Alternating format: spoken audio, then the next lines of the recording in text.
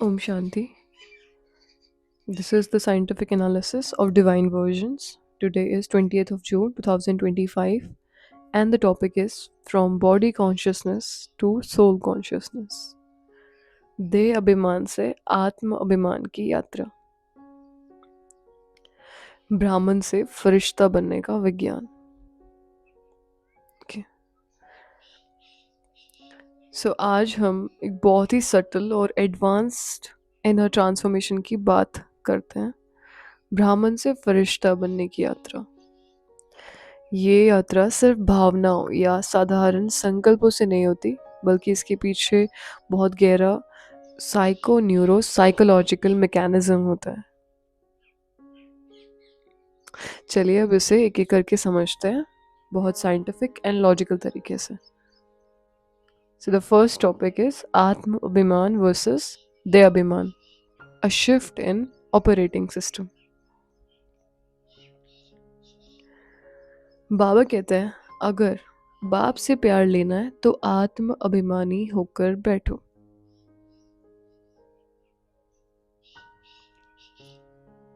Okay, सो क्या अगर बाबा से प्यार लेना है, अगर उसे महसूस करना है तो आत्म अभिमानी होकर बैठो.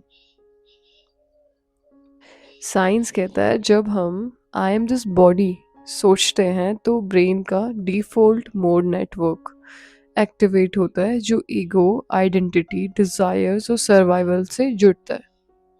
क्योंकि संसार में सभी आई एम अ बॉडी यही सोचते हैं. ओके, तो सबके अंदर सेम चीज़ें जनरेट होती हैं. If I am a body so how is my body looking, उस हिसाब से ego. What is my job, उस हिसाब से identity. And what is my status, उस हिसाब से डिज़ायर्स और सर्वाइवल्स क्रिएट होते हैं. ओके, सो जब हम ये सोचते हैं आई एम अ सोल तो प्री फ्रंटल कॉर्टेक्स एक्टिवेट होता है. ये हिस्सा अटेंशन, कंपैशन और मेटा अवेयरनेस के लिए जिम्मेदार है. और ये दुनिया में बहुत कम आत्माएं सोचती हैं, राइट. बहुत कम लोगों का प्रीफ्रंटल कॉर्टेक्स एक्टिवेट होता है क्योंकि ये अवेयरनेस सबको नहीं होती कि we are not this body, we are a soul. तो लोगों के प्रति हमारा कंपैशन, चीज़ों को लेके हमारी अटेंशन और हमारी अवेयरनेस ज़्यादा इंक्रीज हो जाती है, जिस वजह से हम हर काम बहुत अच्छे से परफॉर्म कर पाते हैं. यही स्विच है from survival mode to spiritual mode. एक होता है हम संसार में सर्वाइव करने के लिए काम कर रहे हैं, ठीक है, कि हमें बस सर्वाइव करना है, जिसके लिए हमें बेसिक चीज़ें चाहिए. तो उसके लिए हम कंपटीशन में आ जाते हैं कि मुझे ये चाहिए, मुझे ये चाहिए. वो हमारा सर्वाइवल मोड ऑन हो रखा होता है. और एक होता है स्पिरिचुअल मोड, जहाँ पे हम इस लाइफ को इंजॉय करते हैं, ठीक है, केवल सर्वाइव नहीं करते, इंजॉय करते हैं. और इसे ही कहते हैं देह अभिमान से आत्म अभिमान की वैज्ञानिक व्याख्या. ठीक है, सो हमारे जीने का तरीका कैसा होना चाहिए वो हम डिसाइड करें.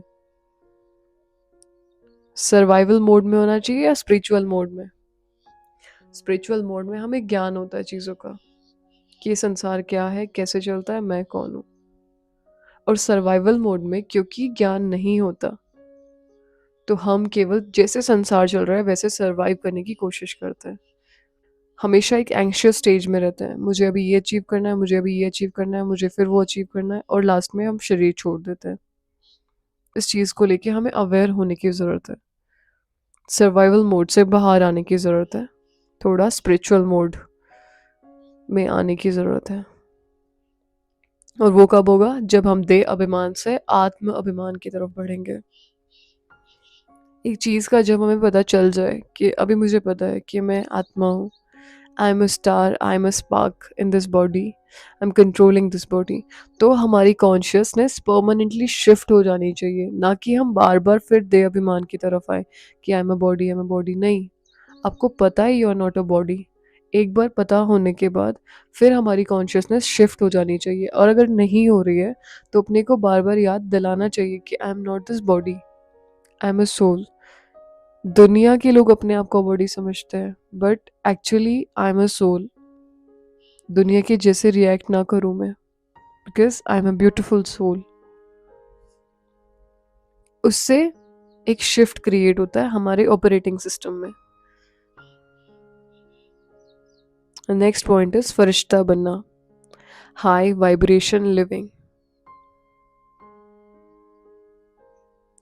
अब बाबा कहते हैं संगम युग पर तुम ब्राह्मण से फरिश्ता बनने की गुप्त मेहनत करते हो। क्या करते हैं? संगम युग पर हम ब्राह्मण फरिश्ता बनने की गुप्त मेहनत करते हैं। अब फरिश्ता कौन है? क्या है फरिश्ता? फरिश्ता इज अ सटल बॉडी। अभी हमारे पास एक फिजिकल बॉडी है जो 5 एलिमेंट से बनी है। सटल बॉडी हमारे थॉट्स से बनती है। ठीक है, जैसे हमारे थॉट्स होंगे वैसे ही हमारी सटल बॉडी होगी, जो सेम हमारे फिजिकल बॉडी जैसे फीचर्स होंगे, लेकिन उसकी ब्राइटनेस हमारे सोल की ब्राइटनेस पे डिपेंड करती है। ठीक है, फरिश्ता में सटल बॉडी होती है, प्योर वाइब्रेशंस होते हैं और जीरो अटैचमेंट होता है। केवल ये 3 चीजें चाहिए फरिश्ता बनने के लिए। क्या? Beautiful subtle body, pure vibrations and zero attachment. अगर संसार से किसी भी तरह से अटैच्ड है, तो जो अटैच्ड होते हैं दे कांट फ्लाई। अगर हमें घर में भी किसी से अटैचमेंट है, तो हम कहीं बाहर घूमने जाने के लिए भी 10 बार सोचते हैं कि उनके लिए क्या होगा। ओके, किसी से प्रेम होना गलत नहीं होता, बट अटैचमेंट होना गलत होता है। ओके, अब इसे साइंटिफिक लेंस से देखते हैं। साइकोलॉजी कहती है जब थॉट्स प्योर और पॉजिटिव होते हैं, तब शरीर में ऑक्सीटोसिन और सेरोटोनिन और डोपामीन जैसे हार्मोन्स बढ़ते हैं। ठीक है, इससे व्यक्ति की बायो इलेक्ट्रोमैग्नेटिक फील्ड भी साफ होती है, जिसे स्पिरिचुअल लैंग्वेज में ऑरा कहते हैं। Aura, we know what is aura. कैसे क्लियर होता है? जितनी हमारी बॉडी कॉन्शियसनेस डिक्रीज होगी, उतना हमारा ऑरा क्लीन और ब्यूटीफुल होगा। और जितना हमारा ऑरा ब्यूटीफुल होगा, उतना हम पेन, स्ट्रेस, नेगेटिविटी, इन सब चीज़ों से बचे रहेंगे। ऑरा ब्यूटीफुल कैसे कर सकते हैं? केवल एक शिफ्ट ऑफ कॉन्शियसनेस से। I am a soul, I am a beautiful soul, है ना? तो pure thoughts hormonal balance create करते हैं, बायोफील्ड को क्लीन करते हैं और एक एलिवेटेड स्टेट बनाते हैं, जिसे क्या कहते हैं? फरिश्ता स्टेज। सारी शुरुआत किससे होती है? केवल थॉट्स से। एक thought, I am a soul, I am operating this beautiful body, I have a pure body. और we can also use it like I have a beautiful subtle body, जो कि संपूर्ण पवित्र है ना? इससे हमारा हार्मोनल बैलेंस क्रिएट होगा, बायोफील्ड क्लीन होगा। नेक्स्ट पॉइंट इज भाई बहन की दृष्टि, माइंड रिकंडीशनिंग प्रोसेस। बाबा कहते हैं तुम ब्रह्मा के बच्चे, संगम पर भाई बहन हो। बी की स्मृति से पवित्रता बनी रहती है। क्या है हम? संगम युग पर हम भाई बहन हैं। इसका न्यूरोसाइंस क्या कहता है? रिपीटेड रिमाइंडर, रिहर्सल ब्रेन में न्यू एसोसिएशंस बनाते हैं। इसे कहते हैं habits rewiring. Neurons that fire together wire together. मतलब जब हम बार बार सोचते हैं कि ये आत्मा मेरा बीके भाई या बहन है, तो लस्ट के लिए रिस्पॉन्सिबल न्यूरल सर्किट्स धीमे हो जाते हैं और सोल रिस्पेक्ट वाले सर्किट स्ट्रॉन्ग हो जाते हैं। ये है कंडीशनड प्योरिटी, वैज्ञानिक रीप्रोग्रामिंग, है ना? ये केवल शिफ्ट ऑफ कॉन्शियसनेस होता है। जब हमें पता है we have the same father and this is our family, so हम आपस में बहन भाई हैं। और जो 63 जन्मों के हमारे संस्कार है उनके ऊपर ये चीज़ भारी हो जाती है कि हम अभी बहन भाई हैं, सब एक पिता की संतान है। इससे आपस में प्योरिटी मेंटेन करना इजी हो जाता है। ये फर्स्ट स्टेप है कि इस यज्ञ के पिता ब्रह्मा बाबा हैं, उन सब के बच्चे हम ब्राह्मण्स हैं और हम आपस में बहन भाई हैं, है ना। उसके लिए यज्ञ को अपना समझना पड़ेगा। दिस इज माई फैमिली, मेरा यज्ञ। ये एक बेसिक चीज है। ये चीज केवल हमें अपने फैमिली में देखने मिलती है और कहीं आपको ये चीजें नहीं मिलेंगी, है ना।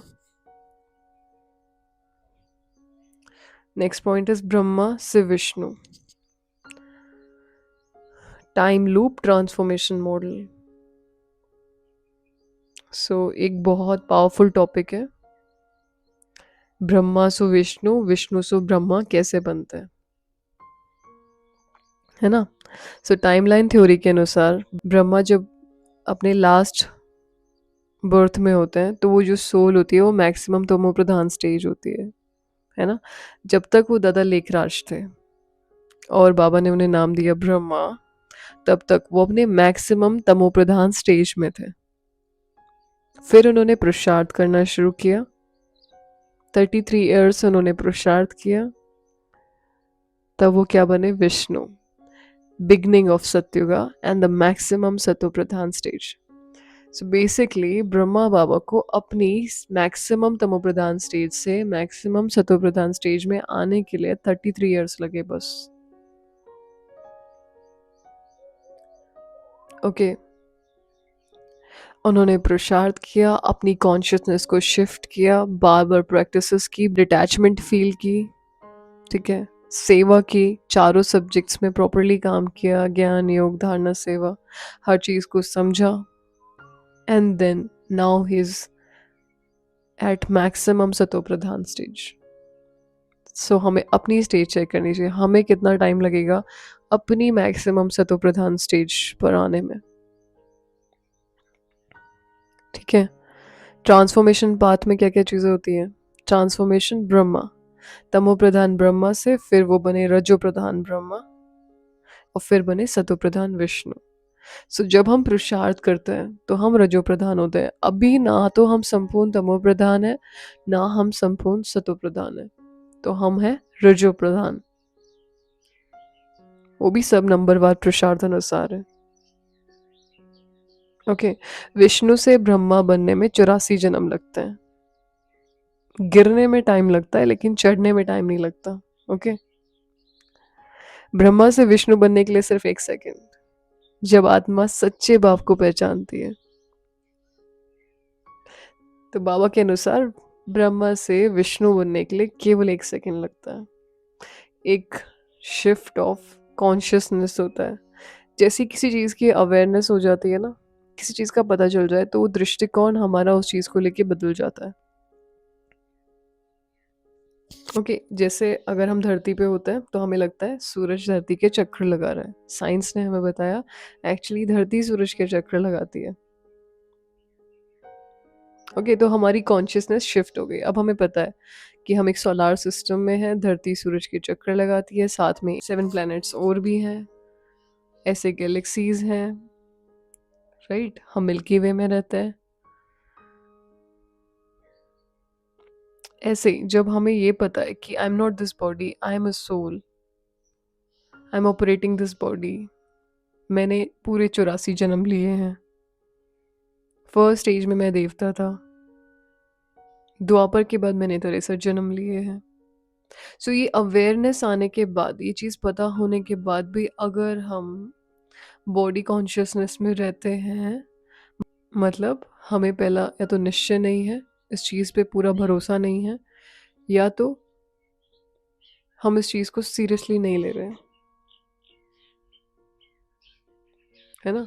ये एक बहुत बड़ी बात है जो हमें पता है कि I am a soul operating this body, मैंने बहुत सारे बर्थ्स लिए हैं, मैं दोबारा अपने लास्ट स्टेज से अपने संपूर्ण स्टेज में पहुंच रहा हूँ। ओके, इसे कहते हैं नॉलेज योगा, जिससे एक रैपिड क्वांटम शिफ्ट आता है। तो अगर हमें नॉलेज है और हम योग करके अपने संपूर्ण स्टेज में पहुंचने की कोशिश कर रहे हैं, तो उससे क्या होगा, एक रैपिड क्वांटम शिफ्ट होगा, जिसके लिए हमारे पास एक एग्जाम्पल है, उन्होंने करके दिखाया है ये। एक चीज़ और होती है, अपनी मैक्सिमम संपूर्ण स्टेज या मैक्सिमम सतोप्रधान स्टेज क्या होगी, वो भी अभी हम डिज़ाइन कर सकते हैं, है ना। अब जैसे एक आत्मा है, उसने उसका फर्स्ट बर्थ होने वाला है त्रेता के लास्ट में, बिकॉज उसकी संपूर्ण स्टेज उसी लेवल की है। यहाँ हम डिसाइड करेंगे कि हमारी संपूर्ण स्टेज कैसी होनी चाहिए। हम सतयुग के बिगनिंग में आएंगे या फिर द्वापर के शुरू होने से पहले। ये हमारे सतो प्रधानता पर डिपेंड करता है कि हम कितने सतो प्रधान हैं, हमारी मैक्सिमम स्टेज कितनी है, हम कितना हम इधर आकर के ज्ञान धारणाएं कर रहे हैं, कितना योग कर रहे हैं, है ना। ये चीज़ बहुत ज़रूरी है। नेक्स्ट पॉइंट इज पुरुषोत्तम संगम युग, the neuro spiritual karmic detox.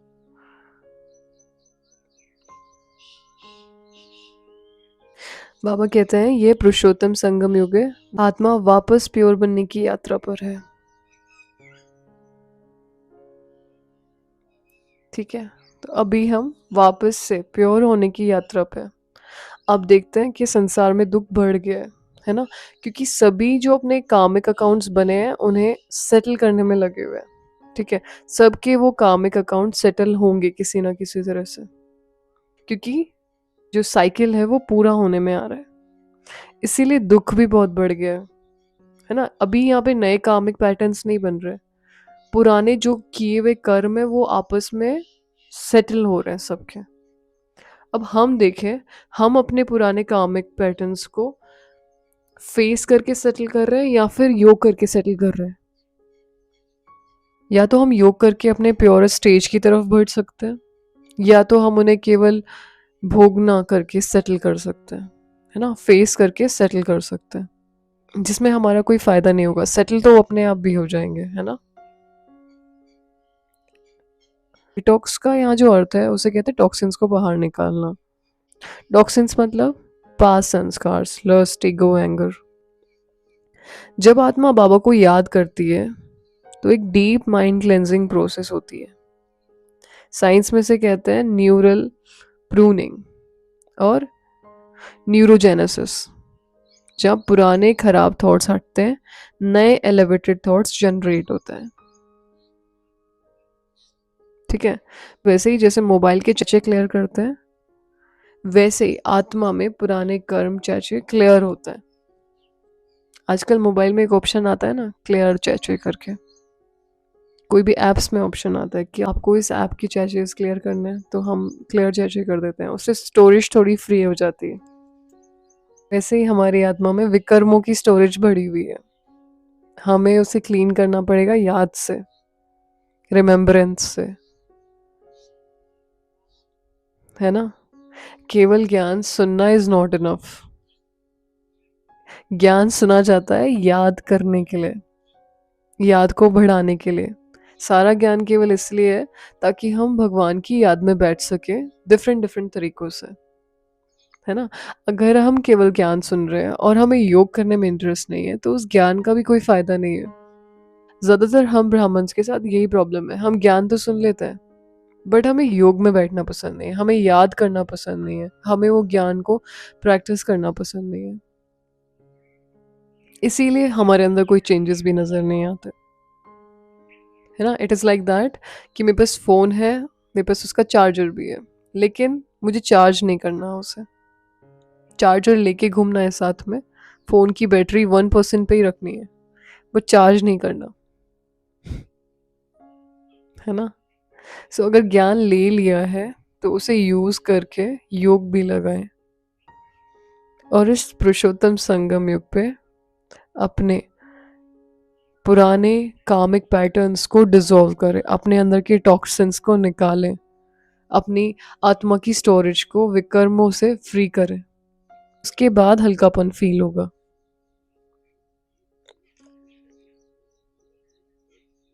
अब एक प्रैक्टिस करते हैं, ठीक है? So close your eyes, visualise करें एक हल्की गोल्डन लाइट अपने मस्तिष्क में। सोचिए मैं आत्मा हूँ, एक डिवाइन स्पार्क हूँ। मेरे चारों ओर शिव बाबा की लाइट मुझे क्लेंस कर रही है।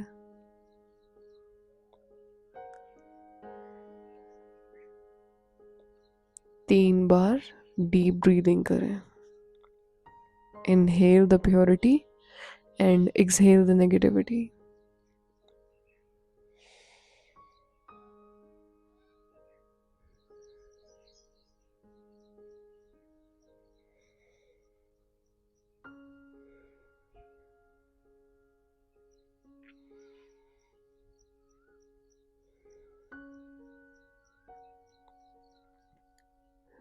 मैं फरिश्ता हूँ। I M light. I am love.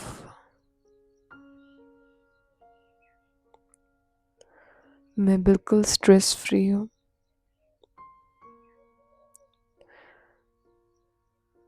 मुझे आत्मा में कोई भी विकर्म नहीं भरे हुए। मुझे आत्मा की विकर्मों की स्टोरेज बिल्कुल क्लीन हो गई है।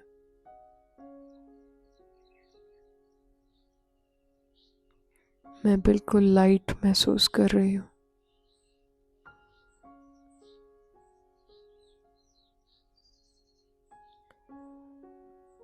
आई एम एन एंजल।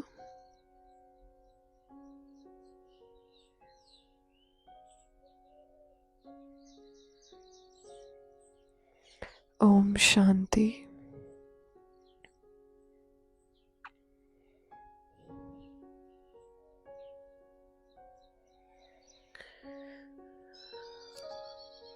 ये अभ्यास आपके ब्रेन वेव्स को अल्फा और थीटा स्टेट में शिफ्ट करता है। इससे स्ट्रेस लेवल 40 to 50% रिड्यूस हो जाता है। इसे ब्रेक लेकर के दिन में कई बार करते रहें। Now let's come to the final summary.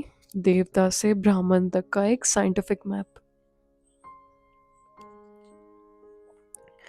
सो शूद्र शूद्र इज अ स्टेज जहाँ पे स्थिति क्या रहती है, देह अभिमानी। सर्वाइवल ब्रेन एक्टिवेट होता है, एमेग्डाला रिलीज होता रहता है ब्रेन से। ब्राह्मण क्या होता है, जैसे आप ब्राह्मण बनते हो आपकी एक अवेकनिंग स्टेज बनती है जहाँ प्री फ्रंटल कॉर्टेक्स एक्टिवेट हो जाता है। फरिश्ता एक एलिवेटेड स्टेज है। प्री फ्रंटल कॉर्टेक्स जब ज़्यादा समय तक एक्टिवेट रहेगा तो थीटा ब्रेन वेव्स क्रिएट होंगी जो एक प्योरिटी की स्टेज होती है। और जब थीटा ब्रेन वेव्स ज़्यादा टाइम तक एक्टिवेट रहती हैं तब एक डिवाइन न्यूरोकेमिस्ट्री क्रिएट होती है जिसमें हमें एक परफेक्ट बायोफील्ड मिलता है जिसे कहते हैं देवता।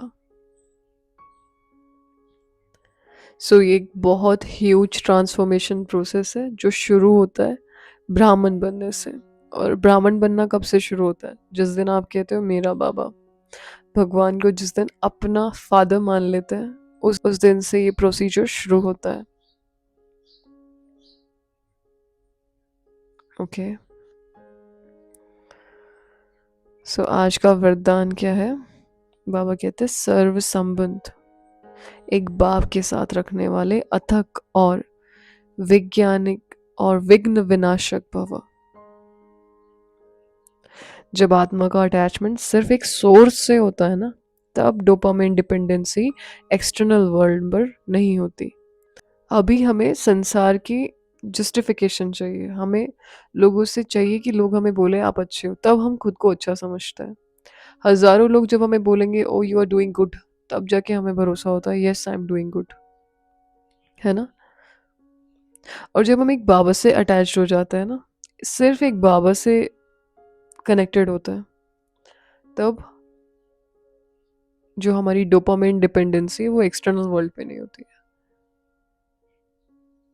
हम एक ब्यूटीफुल रिलेशनशिप में होते हैं, तब हमें केवल इस बात से फ़र्क पड़ता है कि भगवान हमारे लिए क्या सोचते हैं, मैं दिल से कैसा हूँ, मैं काम कैसे कर रहा हूँ। अब सबको थोड़ी ना हम जस्टिफाई कर सकते हैं कि मैं अच्छा सोचती हूँ या मैं अच्छा काम करता हूँ, मैं दिल में कभी किसी के लिए बुरा नहीं सोचता, है ना। तो वो डिपेंडेंसी ख़त्म करने के लिए हमें दुनिया से डिटैच्ड होने की ज़रूरत है। किसी से जस्टिफिकेशन ना मांगे, कोई और डिसाइड नहीं करेगा कि आप कैसे हैं। You are a beautiful soul, make a relationship with God. से ब्रेन नेचुरली काम और फोकस्ड होता है और इसे कहते हैं इंटरनल ऑटोनॉमी। जब हम भगवान से किसी भी एक रिलेशनशिप में होते हैं, आप उनसे कोई भी एक रिश्ता बनाओ, दोस्त, ब्रदर, भाई, बहन, ठीक है, ही is a point of light, उनसे कोई भी एक रिश्ता बनाया जा सकता है, कोई भी। वो कहते हैं सारे रिश्ते मुझसे बनाओ।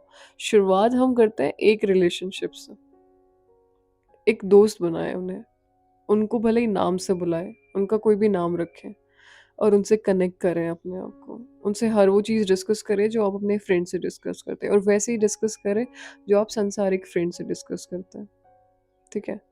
अब आप कहेंगे वो तो निराकार है ना। बट आप ये क्यों भूल जाते हो कि आप भी तो निराकार हो। एक्चुअली तो आप निराकार ही हो। आपको एक निराकार फ्रेंड की ही ज़रूरत है। संसारिक फ्रेंड हमें किसी भी तरह से हेल्प नहीं कर सकते। वो हर वक्त हमारे साथ नहीं रह सकते, ना वो हर वक्त हमें गाइड कर सकते हैं, ना वो हमारे इमोशंस को समझ सकते हैं, क्योंकि वो भी खुद मांगने की स्टेज में है फिलहाल। और भगवान से अगर रिश्ता है तो he is an amazing friend, वो आपको हर जगह सपोर्ट कर सकते हैं। बस डिपेंड करता है कि हम उन्हें टाइम कितना देते हैं, हम उन्हें सीरियसली कितना लेते हैं, है ना। अगर उनसे दोस्ती की है तो give him some time, tell him everything, make a good relation. जो कि संसार में जैसे हमें इन्वेस्ट करना पड़ता है, उनके साथ टाइम दो, उनके साथ चाय पर जाओ, कॉफ़ी पे जाओ, उनसे बात करो, उन्हें हर चीज़ डिस्कस करो। तब जो रिलेशनशिप होगी वो डबल साइडेड होगी, और वो हमेशा आपके साथ रहने वाले हैं। वो कभी आपको अकेला नहीं छोड़ेंगे, वो हर चीज़ में आपको गाइड करेंगे, हर चीज़ में आपको प्रोटेक्ट करेंगे। सो ये एक यूनिक चीज़ है जो हमें संगम युग पर ही इंजॉय करने मिलती है, भगवान से रिश्ता बनाने मिलता है। एंड यू नो व्हाट, शुरुआत तो उन्होंने ही की है ना। उन्होंने आके बोला मुझे इस दुनिया में चेंजेस लेके आना है, will you become a part of this. आप मुझे हेल्प करोगे इस दुनिया को चेंज करने में। उन्होंने आगे से प्रपोजल भेजा है ना। हमने जाके उन्हें नहीं ढूंढा, उन्होंने आके हमें ढूंढा और कहा will you be a friend of mine, मुझे एक नई दुनिया बनानी है, मुझे आपकी हेल्प चाहिए, आप मुझे हेल्प करेंगे। वो आगे से आके बोल रहे हैं। तो अगर कोई भगवान को मना करे ना, तो वो खुद जिम्मेदार है फिर अपने भाग्य के लिए। बस उन्हें समझने के लिए थोड़ा टाइम देने की ज़रूरत है। उन्हें बस टाइम देना काफ़ी है। आप धीरे-धीरे उन्हें समझते जाएँगे। ये चीज़ें इल्यूज़न नहीं लगेंगी, ये चीज़ें रियलिस्टिक और बहुत ब्यूटीफुल लगेंगी। हम ऐसे ही चेंज लाने वाले हैं। पहले हमें अपनी इमोशनल इनसिक्योरिटीज़ को ख़त्म करने की ज़रूरत है। उसके बाद हम दुनिया में कुछ भला कर सकते हैं, है ना? हमारी इमोशनल सिकनेस जो इंक्रीज़ हो रखी है, जो हमें लगता है कि कोई है ही नहीं हेल्प करने वाला, कोई सुनने वाला नहीं है। Make a relation with God. He is a most amazing friend, he is a most amazing partner, he is the most amazing soul in the world, जो आपका सबसे ज़्यादा ध्यान रख सकते हैं, आपको अच्छे से समझ सकते हैं, और कभी भी हमें धोखा भी नहीं दे सकते। ठीक है, स्लोगन में बाबा कह रहे हैं संकल्प में भी किसी देहधारी की तरफ आकर्षित नहीं होना। अगर हुए तो क्या कहेंगे, बेवफाई। अब आपने रिश्ता बनाया नहीं बनाया, उन्होंने बना लिया, और वो कह रहे हैं अगर संकल्प में भी किसी देहधारी की तरफ आकर्षित हुए तो मेरे साथ बेवफाई है। Okay, thy God is a jealous God, एक लाइन है ना ये। भगवान से रिश्ता बनाने पे उन्हें चाहिए कि सिर्फ मुझे अटेंशन दो, फिर किसी देधारी से कुछ मांगने के लिए नहीं जाओ। ये ऐसे काम करता है, मतलब वो चाहते हैं कि आप किसी से मांगने मत जाओ कि मुझे प्यार दो, मुझे टेंशन दो, उनको देने के लिए जाओ, लेकिन लो सिर्फ मुझसे, भगवान से। ठीक है। चलो, जब हम संसार में किसी से कनेक्टेड होते हैं तो अट्रैक्शन की वजह से लिम्बिक ब्रेन एक्टिवेट होता है, जो हमें अनस्टेबल बनाता है। फिर हमें चाहिए वो हमारे आसपास रहे, जो रह नहीं पाता है ना। सब आत्माएं फ्री है, सब अपने हिसाब से ही काम करेंगे, सबके अपने अपने संस्कार है। जब हम सोल कॉन्शियसनेस एक्टिवेट करते हैं तो हायर कोर्टेक्स एक्टिवेट हो जाता है, जो प्योर और स्टेबल है। ठीक है। भगवान से जुड़ने के लिए हमें थोड़ी थोड़ी सोल कॉन्शियसनेस प्रैक्टिस करनी पड़ेगी, और उससे पहले भी आप रिलेशन बना सकते हो। धीरे धीरे आप अपने आप उनके जैसे बनते जाएंगे। तो फरिश्ता बनने की पहली शर्त क्या है? No mental attraction towards anybody. किसी भी देहधारी के प्रति कोई अट्रैक्शन नहीं,